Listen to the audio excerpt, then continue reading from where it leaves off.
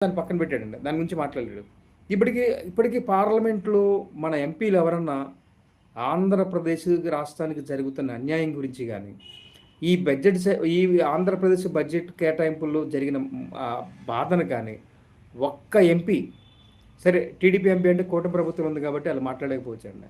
వైఎస్ఆర్‌సీపీ పార్టీలో ఉన్న ఒక్క ఎంపీ కూడా నోరెత్తి మాట్లాడట్లేదండి. మరి అది ఏంటనేది నాకు అర్థం కాల.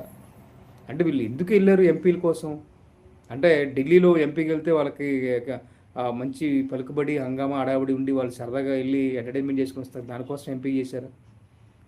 అదే అర్థం కావట్లే. అయితే రాష్ట్రానికి సంబంధించింది, రాష్ట్ర ప్రజల భవిష్యత్తుకు సంబంధించిన పాయింట్ ఆఫ్ వ్యూలో కూడా సీరియస్‌గా మ్యాటర్‌లో కూడా డిస్కషన్ చేయలేకపోతే, ఇప్పుడు మనకి అపోజిషన్‌లో ఉన్న క్యాండిడేట్ రాహుల్ గాంధీ మాట్లాడేది ఎంతసేపు కూడా పార్లమెంట్‌లో చూస్తూనే ఉన్నాం.